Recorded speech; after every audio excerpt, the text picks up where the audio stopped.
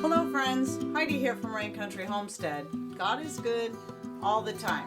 Well, today is March 5th and I'm standing in my greenhouse and we just got more snow again this morning and now it's already melting away because now it's raining again. So this has been a rather bizarre year with the snow because I thought it was just going to be another one of those years where we didn't get any snow and then all of a sudden, end of February, we start getting snow.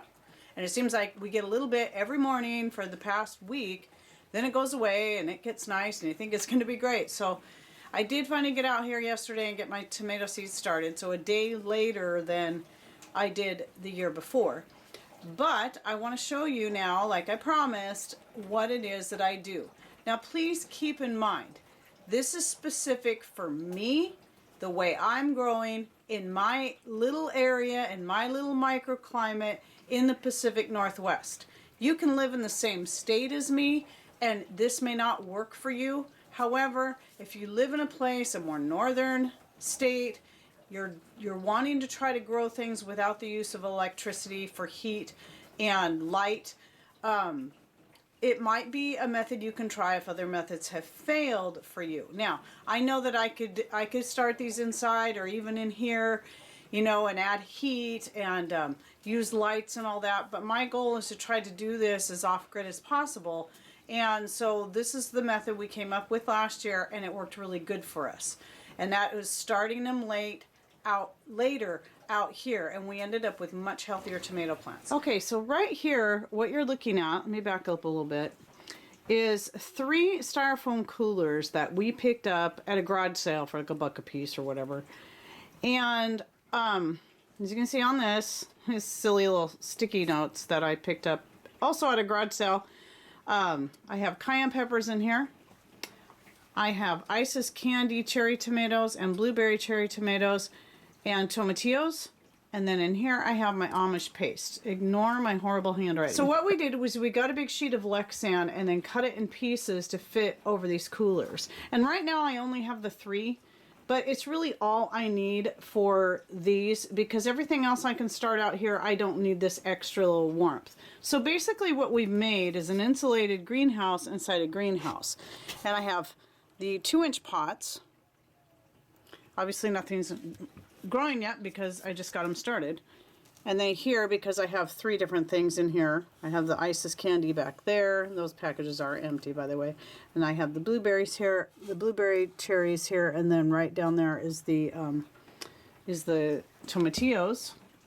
And then in here is my Amish paste. Now, what you're going to see in here is back there, towards the back where you see tomatoes coming up, that was also an experiment. So these were basically started earlier, but all it was tomato slices from an Amish paste I grew last year that I put in these little pots, and then just covered them over with some horse manure, and then they started to grow. So, and I did that last year. So I got a couple. There's some other things coming up that is probably coming up from the horse manure that I'll need to pull up. But then towards the front, I planted some new seed in the pots towards the front. And then that's just all I do. I don't use the little tiny seed trays, so I don't have to do as many transplants. These things will do really well in here, at least I hope.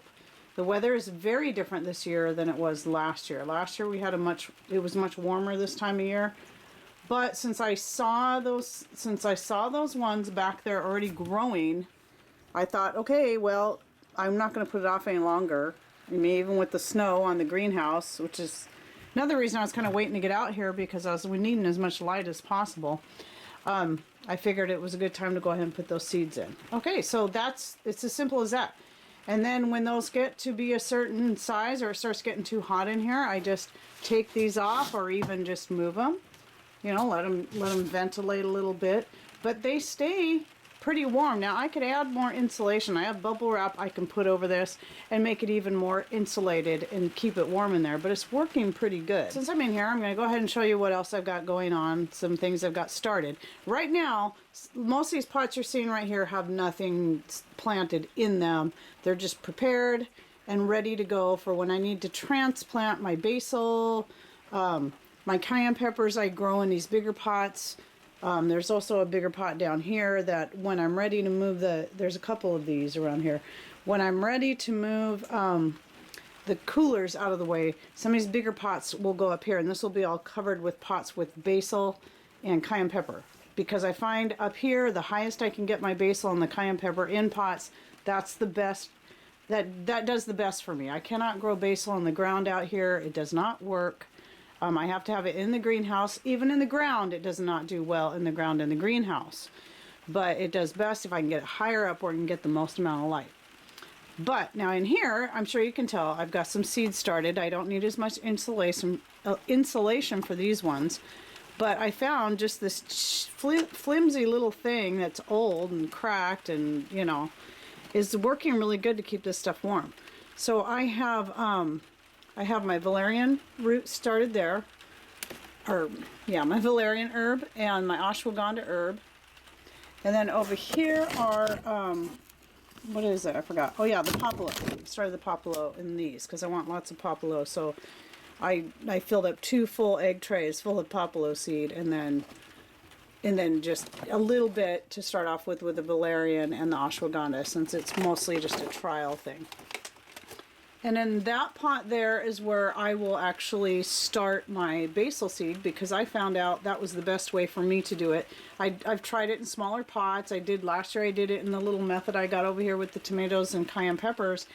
And they started to grow and they did okay, but they didn't do as well as the ones I waited and planted right up here. And I got a good harvest of basil. So what I did is I just put a bunch of seed in there, and then, you know, as they grew, I started separating them out and moving them into these hanging pots and some of these other pots like over here. And just, it was the best year for basil for me. Okay, now over here, just ignore my sloppy job here. I have to do everything quickly because I'm sure you can hear the rain on the greenhouse right now. This day started out looking like it. First it started out with snow, then it got sunny. It's still morning, by the way. It's still morning. And I thought it was going to be a beautiful day. I got out and started expanding my garden some more out front.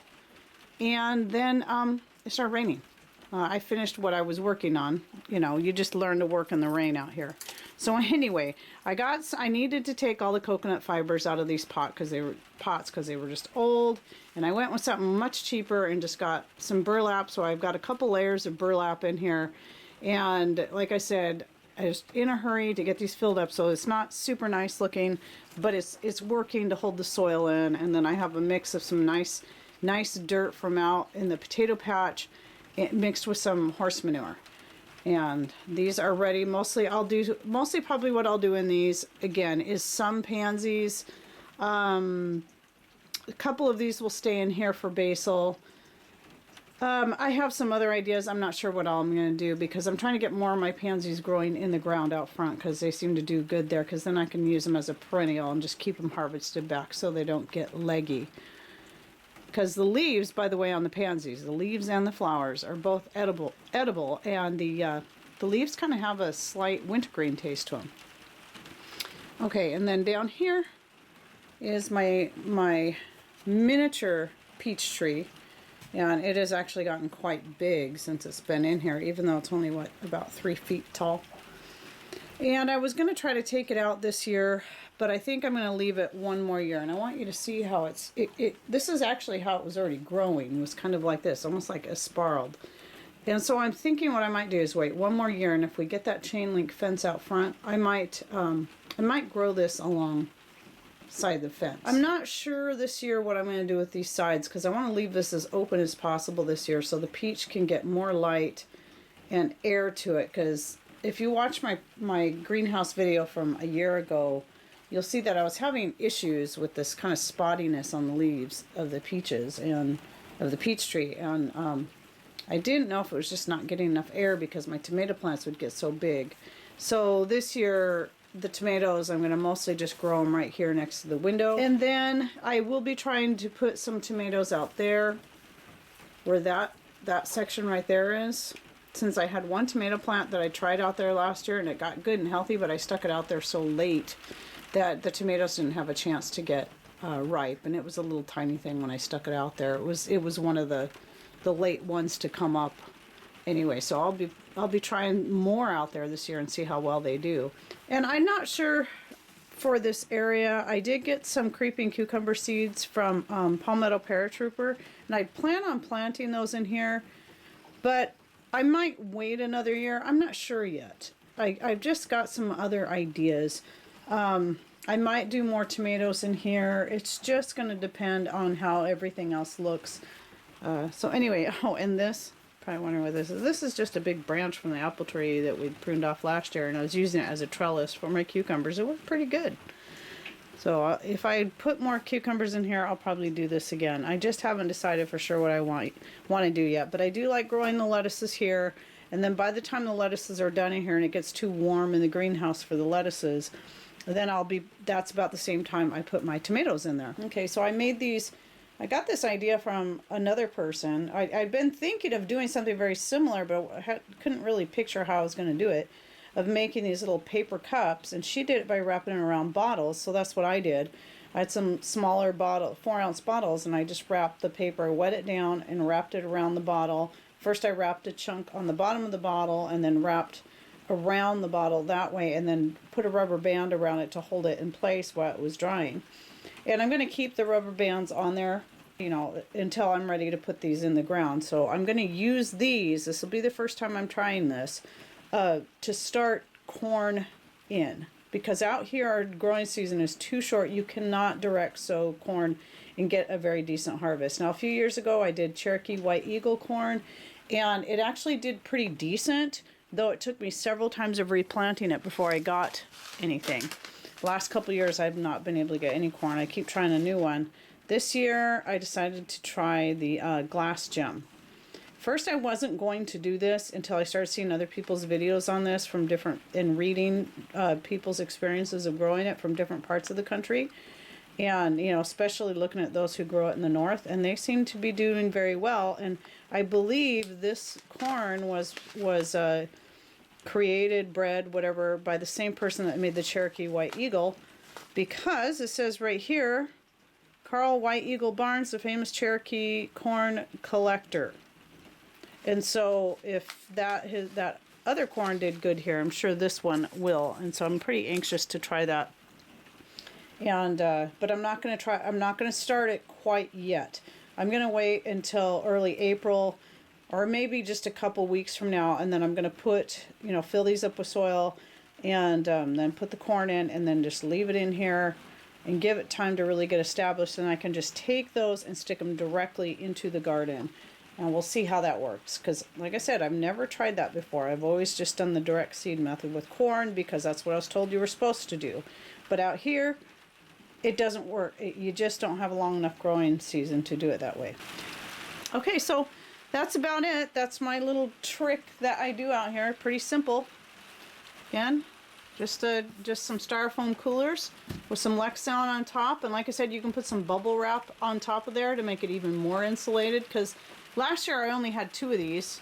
We never got a third one cut because initially I was just going to use 2, and then I threw up another one, the third one, and decided to try putting some other starts in there. And so I just had this big fat bubble wrap, which is down there, and that worked really good, kept it real well insulated. But I just don't think I'm going to need that extra. I think this is going to work really good, even though it's kind of cold out here right now. I see those tomatoes in there trying to grow, and some other things that I will be pulling out. So that tells me this is going to work just fine, just like this. Well, since I'm out here, I'm just standing in the slight drizzle of rain. This is the south side of the greenhouse, and this is where this is the best place I have for growing strawberries in pots. They do for the ones I grow in pots, these ones do the best. Right along here, they love it here. And so I had recently thinned a lot of these out. If you saw my last video, but the front area gardens, this is where I got some of those strawberries from that I put around the peach tree. And the only pot that I did not thin out is the one down here that has a completely different type of strawberry in it. These are all everbearing, and this one I cannot remember the name of. It is C something. So anyway, this is where I'm growing some of my strawberries, and they do pretty good right here, even in these pots. And then I just got some random garlic and whatnot growing down there, but this whole area needs to be cleaned up, so I'll show that more later. I got another goji berry here, like the ones out there that I showed in my other video. Got another goji berry right here. Those are coffee grounds. I always throw the coffee grounds on all my berries. My blueberries, my goji berries, my strawberries, my grapes. And then I got a little plum tree here that eventually is going to have to come out of this pot. A cherry tree that's eventually going to have to come out of this pot. I was hoping to get this one out this year, but I don't think it's going to happen this year. But I think it'll be okay in here one more year. And then this was the puppy play area this last summer. So that old hat from one of my old dance shows, I gave them to play with and chew on. And then this is a thornless blackberry. One of the things I was thinking of putting along, if we put a chain link fence out front, this is one of the things I was thinking about putting along there and letting it grow there. And then my grapes continuing on out here. So anyway, there's that, just a little update on that area. And okay, oh, and that right up there is a little mason bee house that Patrick built a couple of years ago, and I think we've had a couple mason bees in there. I don't really keep too much of a track on it like I should, but I've seen mason bees around here, so I think they've been living in there, and I've seen some that were kind of closed up, you know, the holes, so maybe. All right, thanks for watching. Take care and God bless.